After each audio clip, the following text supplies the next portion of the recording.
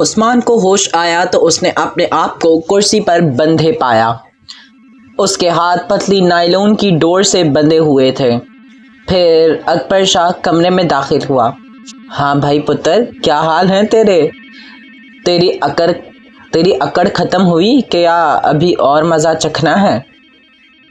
پیچھے دو اس کے کارندے بھی داخل ہوئے تھے۔ بتا بھائی، اب سائن کر دے گا؟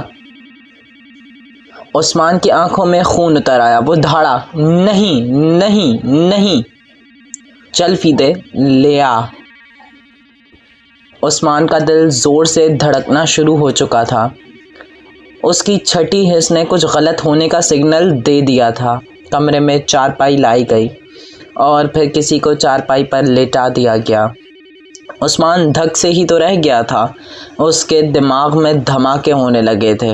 اس کی زبان سے پھسلا، گڑیا؟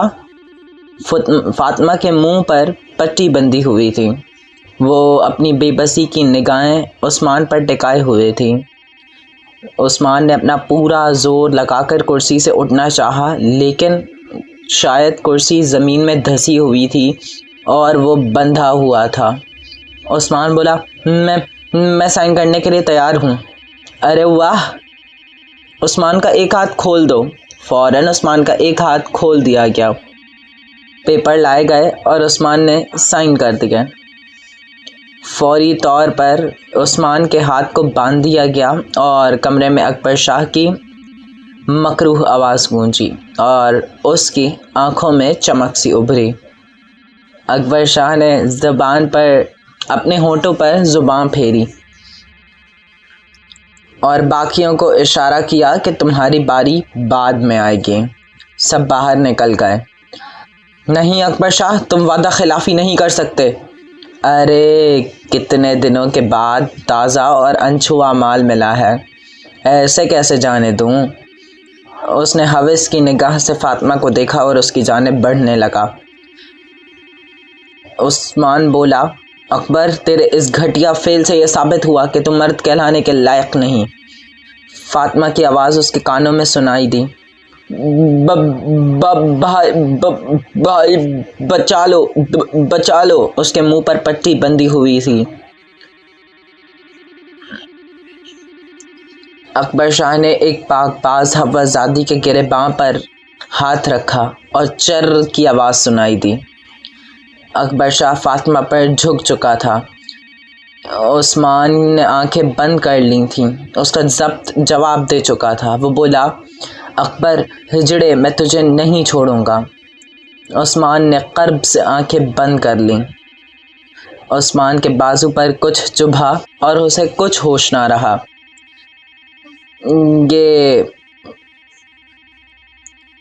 یہ صبح اس جرائم کی دنیا میں بڑی سنسنی خیز نکلی تھی۔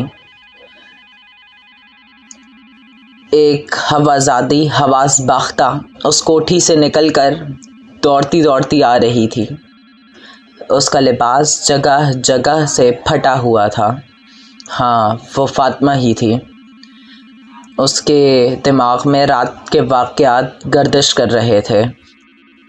وہ گلی کے کنارے پر پہنچی تو اب دو راستے تھے۔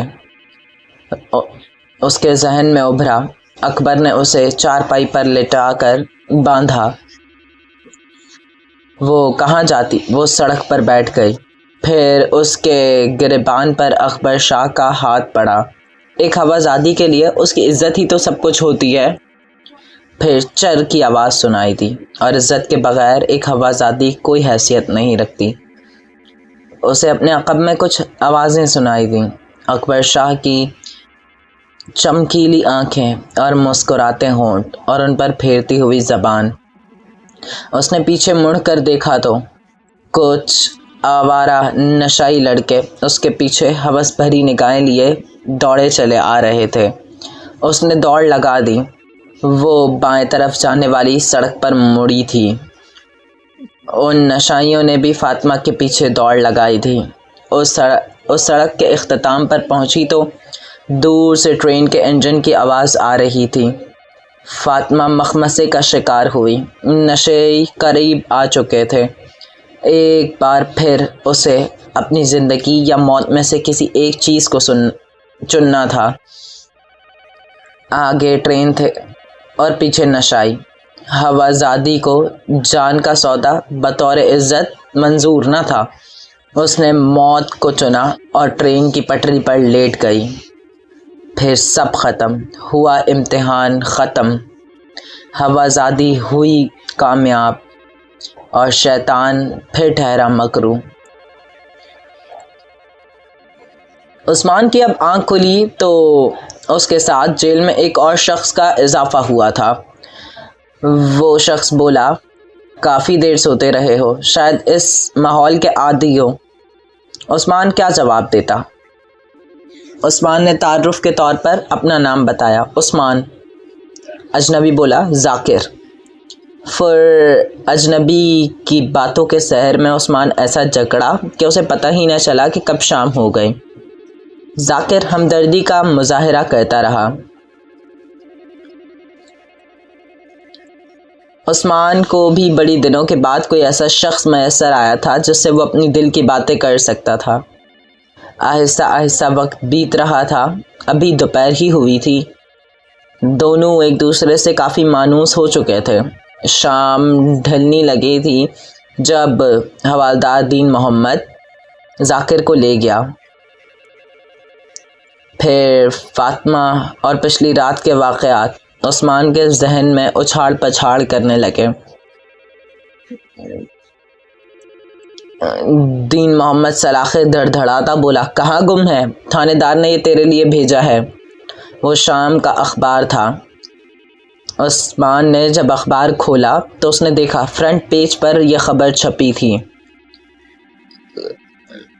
कुछ दिन पहले जिस लड़की को गुंडों ने अगवा कर लिया था, आज उसकी लाश बरामद हो चुकी है।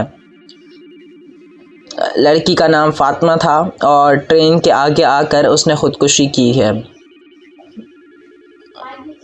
मज़ीद तफ्तीश से ये मालूम हुआ कि ख़ुदकुशी से कब्ल उसकी इस्मत फ़रोशी की गई। उस्मान से आगे ना पड़ा गया और उसने रख दिया। उस्मान ने सोचा, जो हुआ सही हुआ।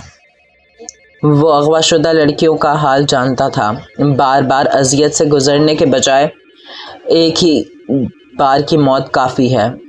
अब उसने अकबर शाह से इंतकाम लेने का अज़म कर लिया था। थोड़े थोड़े वक्त के बाद उसकी माँ भी उसके ख़यालात में आती थी। वो बहुत कुछ सोचता, लेकिन किसी बात पर उसका दिल हाँ न कहता था।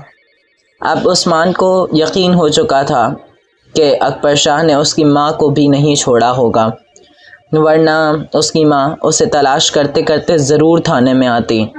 मोहल्ले वाले ख़ुद भी मजबूर थे। सड़कों पर दहशतगर्दी का राज था। अब जो उस्मान के जहन में ख़याल आया तो उसने अपना नस्बुल ईन ही अकबर शाह से इंतकाम लेना बना लिया और एक नए अज़म से रिहाई का इंतज़ार करने लगा। वो दुआ करता था कि कोई मौजज़ा हो जाए और उसे रिहाई मिल जाए।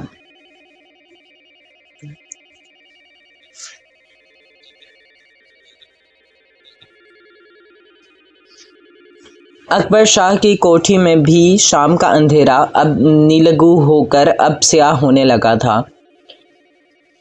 अकबर शाह अपनी पुरतश ख्वाबगाह में बैठा किसी गहरी सोच में गुम था। फिर उसने साइड टेबल पर हाथ मारा तो एक मुलाजिम चिराग के जिन की तरह हाजिर हुआ। फ़ीदा कहाँ है? उसे कहो कि सेठ याद फरमा रहे हैं। मुलाजिम जिन कदमों पर आया था सर झुकाकर उन्हीं कदमों पर वापस जाने लगा। चंद लम्हों बाद दरवाजे पर हल्की सी दस्तक हुई।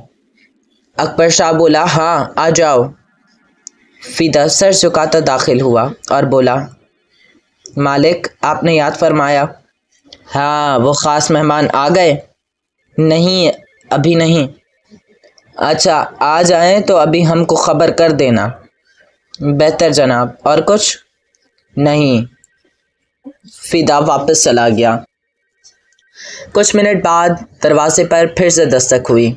हाँ आ जाओ जनाब, आपके मेहमान आ चुके हैं, उन्हें इंतज़ार करवाओ, हम आते हैं। 10 منٹ بعد اکبر شاہ وہاں پہنچا جہاں اس کے خاص مہمان اس کا انتظار کر رہے تھے۔ اس نے اکبر شاہ سے گرم جوشی سے مصافحہ کیا اور بولا، میرے 3 ساتھی اور بھی ہیں جو وقتاً فوقتاً یہاں پہنچیں گے۔ آپ کو ان 3 کو رہنے کے لیے بھی محفوظ جگہ دینی ہوگی۔ اکبر شاہ بھونچکا ہی تو رہ گیا تھا۔